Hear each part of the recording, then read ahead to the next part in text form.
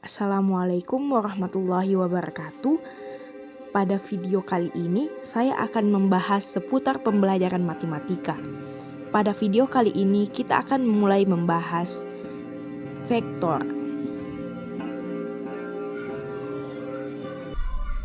Halo semua, saya sangat senang bisa menjadi bagian dari perjalanan belajar kalian di mata pelajaran matematika kali ini.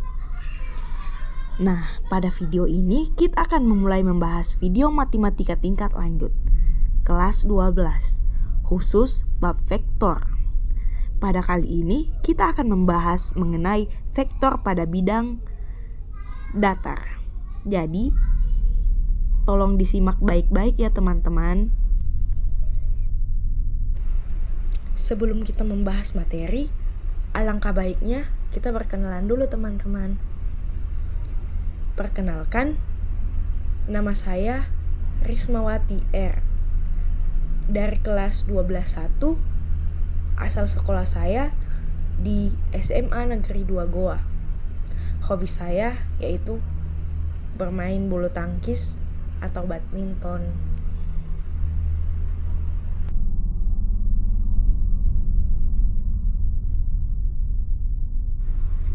Nah teman-teman, adapun tujuan pengajaran di kelas ini yaitu kita akan poin pertama yaitu mengetahui konsep vektor, poin kedua mengetahui cara menggambarkan vektor, poin ketiga mengetahui notasi vektor, poin keempat mengetahui jenis-jenis vektor, dan poin yang kelima yaitu mengetahui bidang vektor.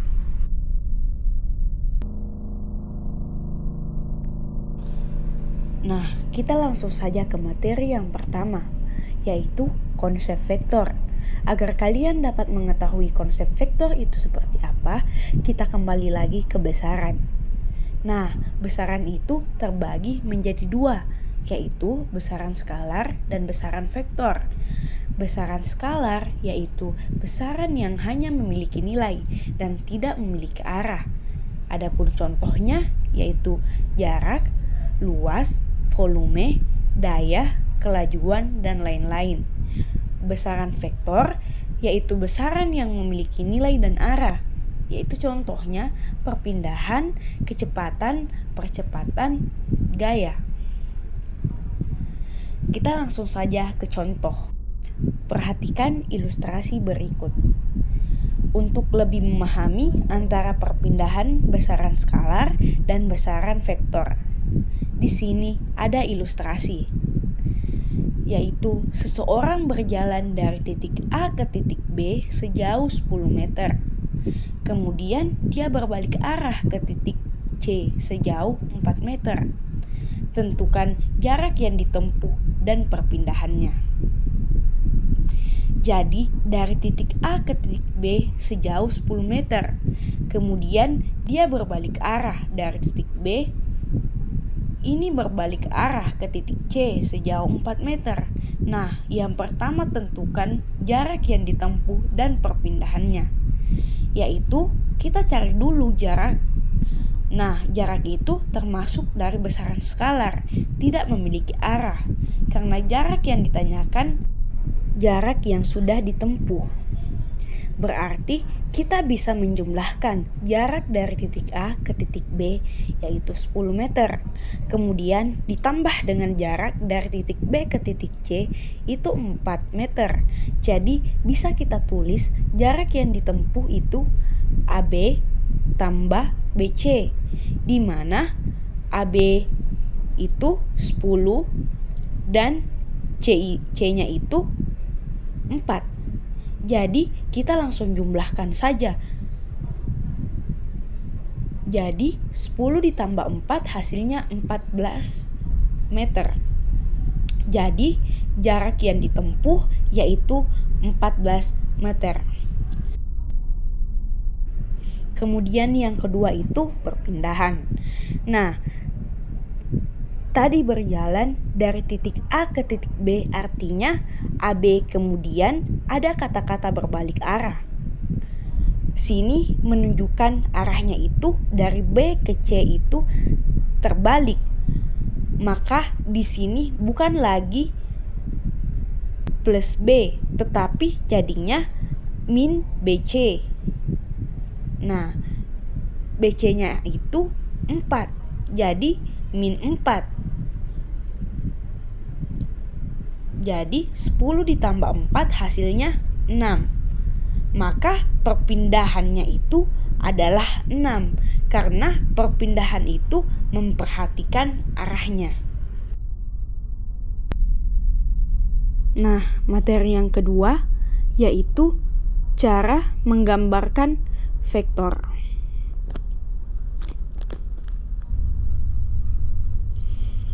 Vektor digambarkan dengan sebuah anak panah yang terdiri atas pangkal, panjang, dan arah anak panah.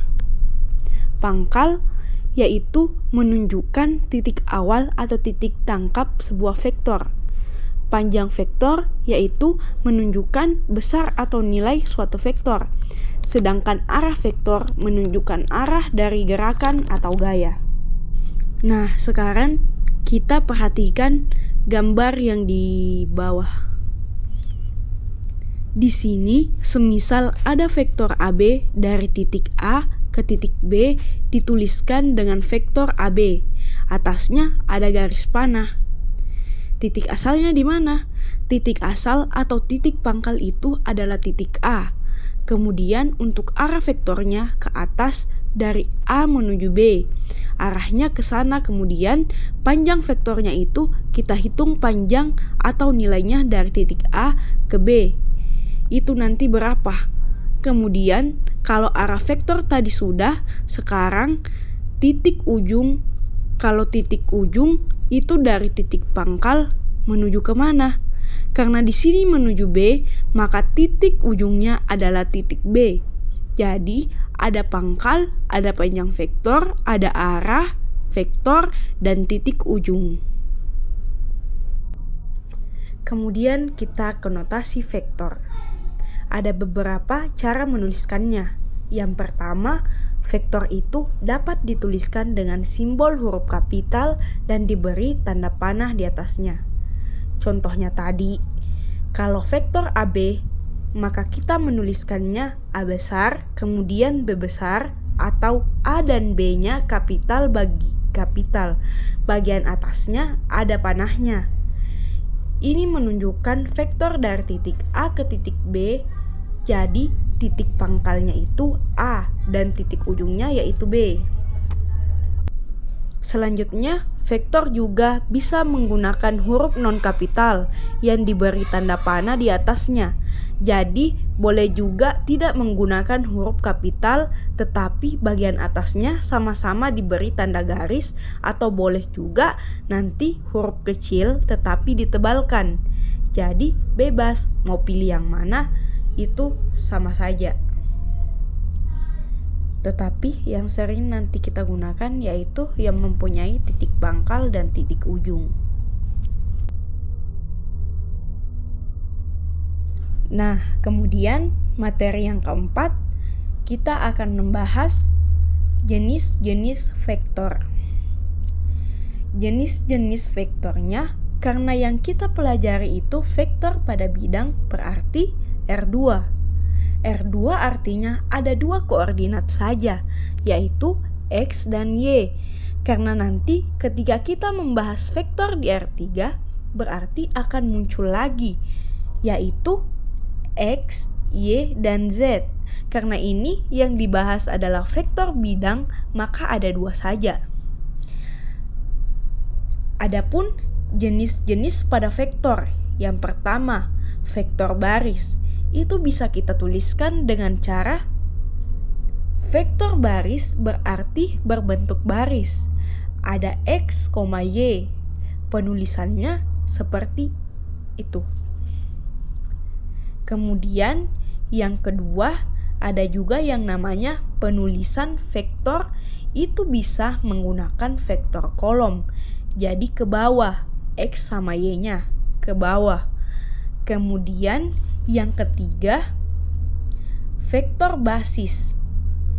Vektor basis itu sama-sama ada X sama Y, tetapi belakangnya ditambah dengan I dan Y. Jadi yang dikatakan vektor basis pada vektor bidang itu XI ditambah YJ. Itulah jenis-jenis pada vektor.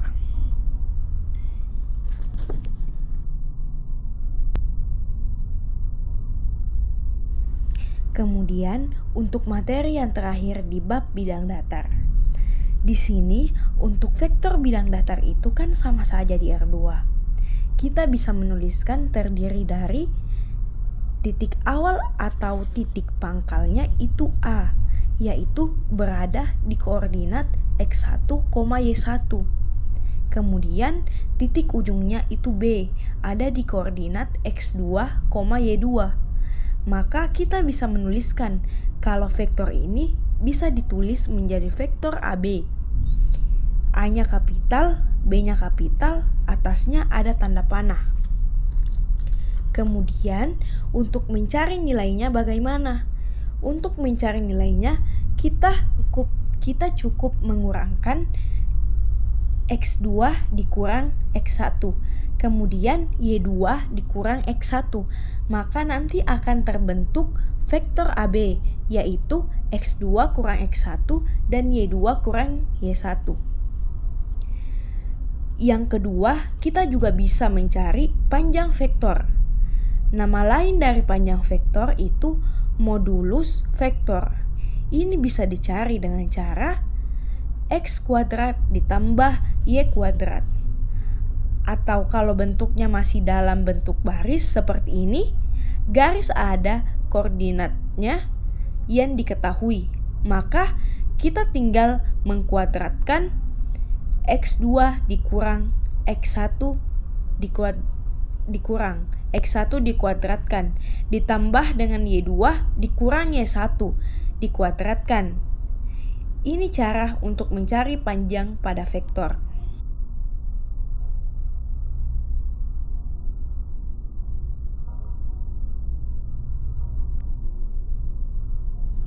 Nah, selanjutnya kita masuk di contoh soal. Contoh soalnya yaitu diketahui koordinat titik A 2,3, B 1,5 dan C 4,1. Tentukan bagian A. Vektor AB. Untuk mencari vektor AB, koordinat A dikurangkan dari koordinat B. Hasilnya adalah min 1, min 8. Bagian B, vektor CB. Untuk mencari vektor CB, koordinat C dikurangkan dari koordinat B. Hasilnya adalah min 3, min 4. Selanjutnya C, panjang vektor CB. Panjang vektor dicari dengan rumus akar dan jumlah kuadrat komponen vektornya. Didapat hasilnya adalah 5. Itulah penjelasan dari contoh soal.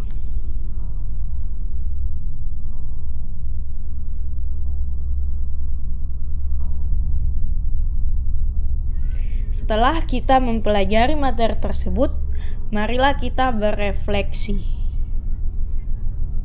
Nah, yang pertama, apakah kalian dapat mengetahui konsep vektor?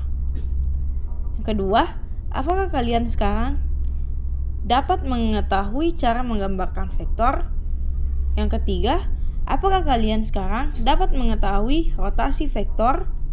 Yang keempat, apakah sekarang kalian dapat mengetahui jenis-jenis vektor? Yang kelima, apakah sekarang kalian dapat mengetahui bidang vektor datar?